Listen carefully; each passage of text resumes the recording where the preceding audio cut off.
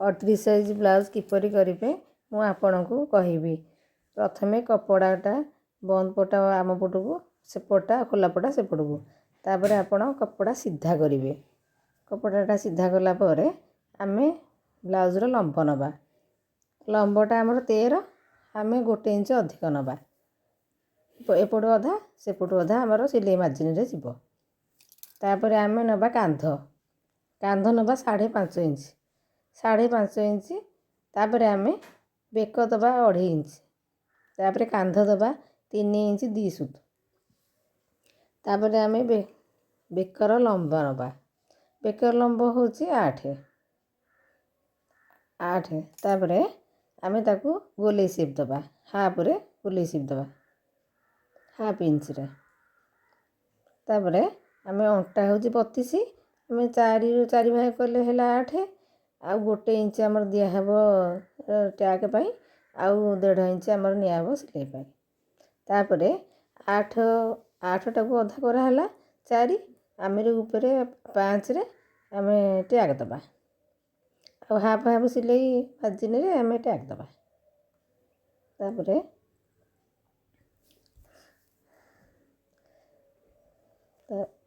ତାପରେ ଆମେ ନେବା ଆର୍ମହୋଲ୍। ଆମେ ନେବା 6। ତାପରେ ଆମର ଛାତି ହେଉଛି ଆମର 38, ତାର 4 ଭାଗରୁ 1 ଭାଗ ହେଉଛି 9 ଅଧେ। ତାପରେ ଆମେ 1.5 ଇଞ୍ଚ ଢିଲା ଦେବା ବ୍ଲାଉଜ୍ ସିଲେଇ ପାଇଁ। ତାପରେ ଆମେ 1.5 ଇଞ୍ଚରେ କାଖ ଆର୍ମହୋଲ୍ ସେପ୍ ଦେବା। 6ଟାକୁ ଅଧା କରିବା 3, ତାପରେ ଆମେ ଆର୍ମହୋଲ୍ ସେପ୍ ଦେବା। ତାପରେ 2 ସୁତ ତଳକୁ ଡାଉନ୍ କରିବା, କାଖ ନହେଲେ କପଡ଼ା ଜାକି ହେଇଯିବ, ସେଇଥିଲାଗି ଆମେ 2 ସୁତ ଡାଉନ୍ କରିବା। ତାପରେ ଆମେ ସିଲେଇ ମାର୍ଜିନ୍ ଦେବା। ତାପରେ କପଡ଼ା କାଟିବା। ତାପରେ କପଡ଼ା କଟା ହେବ। କଟା ସରିଲା। ତାପରେ ଆଗପଟ ପୋଲା, ପଛପଟ ପୋଲାକୁ ଆଣିକି ଆମେ ଆଗପଟ ପୋଲାରେ ପକାଇବା। ତାପରେ ଆମେ ସିଧା କରିବା, କପଡ଼ା ସିଧା କରିବା, 1 ଇଞ୍ଚରେ ସିଧା କରିବା। ପଛପଟଟା 15, ଆମେ ଆଗପଟ 14, ଆଗପଟକୁ 15ରେ ନେବା। ପଛପଟା 14, ଆଗପଟକୁ ଆମେ 15ରେ ନେବା। ତାପରେ ଆମେ ସେଇ ମାପ ଆଗପଟ ଯେମିତି ମାପ ସେମିତି ମାପିଦେବା, ସେମିତି ଦାଗ ଦେଇଦେବା।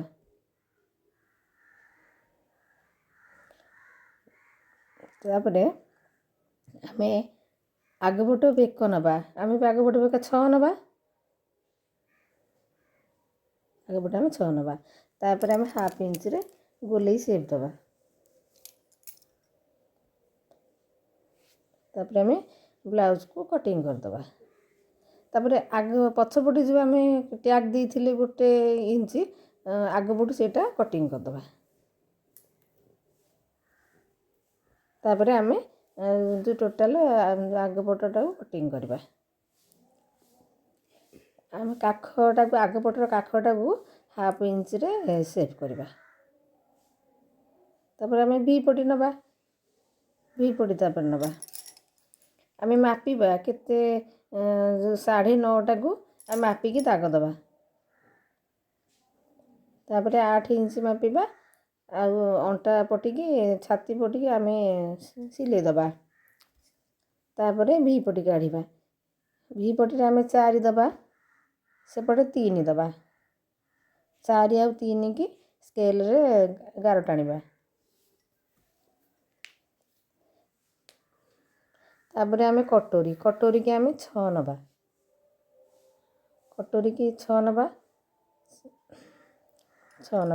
ତାପରେ ଆର୍ମହୋଲ୍ 2.5 ନେବା, ଆଉ 1 ଇଞ୍ଚ ବେକର ନେବା। ତାପରେ ଆମେ କଟୋରିଟାକୁ ସେପ୍ ଦେବା। ସେପ୍ ଦେଇ ସାରିଲା ପରେ ଆମେ ଭି ପଟି କଟିଂ କରିବା।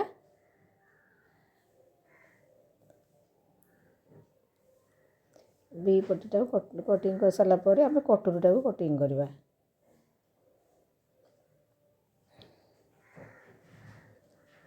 ତାପରେ ଆମେ କଟୋରିଟାକୁ ଅଧା କରିବା, ଅଧାରେ କଟିଂ କରିବା, ଅଧାରେ କଟିଂ କରିବା। ତାପରେ କଟୋରି 1ଟାକୁ, ତାପରେ କପଡ଼ା ସେପ୍ କରିବା, କାଳେ ଆମେ ହାତ ପାଇଁ ହେବନି, ସେଇଥିଲାଗି ଆମେ ହାତ ନେଇଯିବା। ହାତକୁ 6 ନେବା, ହାତର ଲମ୍ବ ନେବା 8। ଆମେ ଗୋଟେ ବକ୍ସ ତିଆରି କରିବା, ହାତ ପାଇଁ ଗୋଟେ ବକ୍ସ ତିଆରି କରିବା। ତାପରେ ଆମେ ହାତର 3ରେ ସେପ୍ ଦେବା, ହାତ 3ରେ ସେପ୍ ଦେବା। ତାପରେ ମହୁରୀ ନେବା, ମହୁରୀ ଆମର 6, ତାପରେ ଆମେ 1 ଇଞ୍ଚ ତାକୁ ଢିଲା ଦେବା। ତାପରେ ଆମେ ହାତର ସେପ୍ କରିବା, 3ରେ ସେପ୍ କରିବା। ତାପରେ ଆମେ ତାକୁ କଟିଂ କରିବା, ଦାଗ ଦେଇଦେବା ସିଲେଇ ପାଇଁ ଆଉ ମାର୍ଜିନ୍ ପାଇଁ, ଇଏ ପାଇଁ, ପରଫେକ୍ଟ ପାଇଁ। ତାପରେ ଆମେ କଟିଂ କରିବା।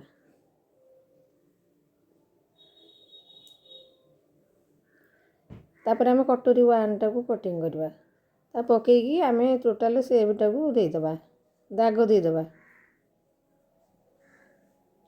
ତାପରେ ତା ମଝିଟାକୁ କାଢ଼ିଦେବା, ତାପରେ ତାକୁ କପଡ଼ା କାଢ଼ିଦେବା। ତାପରେ ତାକୁ ଦାଗ ଦେବା ଉପର 1/2 ଇଞ୍ଚ, ତା ଏପଟେ 1 ସୁତୁ, ତାପରେ ଏପଟେ 1 ଇଞ୍ଚ,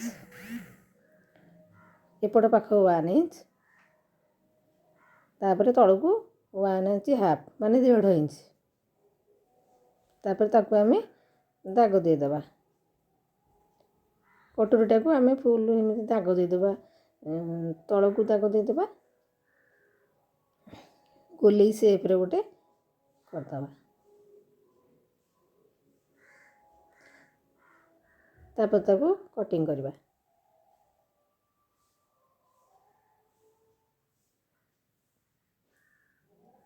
ତାପରେ ତାକୁ କଟିଂ କରିବା।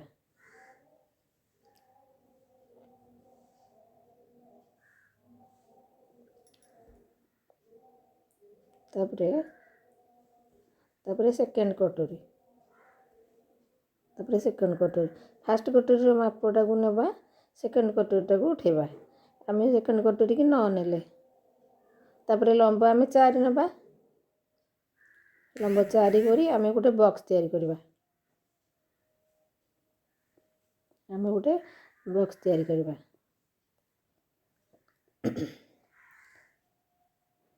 ତାପରେ ଆମେ ଭି ପଟି ପାଇଁ 1 ଇଞ୍ଚ ଆମେ ଡାଉନ୍ କରିବା, ତାପରେ ଏପଟେ 1/2 ଇଞ୍ଚ କରିବା, ତାପରେ ତଳକୁ କରିବା, ତଳୁ 1 ଇଞ୍ଚ, ଏଇଟା ସେଣ୍ଟର କାଢ଼ିବା ମଝି। ତାପରେ ଉପରୁ 1 ଇଞ୍ଚ, ଭି ପଟି ପାଇଁ ତଳୁ 1 ଇଞ୍ଚ। ତାପରେ ଆମେ କଟିଂ କରିବା।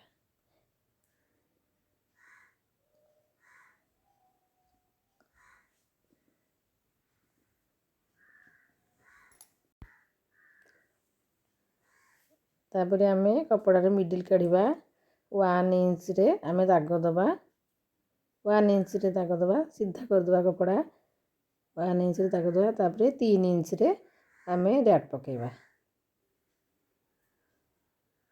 ତାପରେ ଆମର 38 ସାଇଜ୍ ବ୍ଲାଉଜ୍ଟା କମ୍ପ୍ଲିଟ୍ ହେଇଗଲା।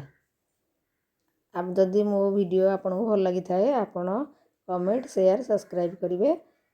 ଆଗକୁ ଯଦି ଆପଣଙ୍କୁ କୌଣସି ଭିଡ଼ିଓ ଦରକାର ପଡ଼େ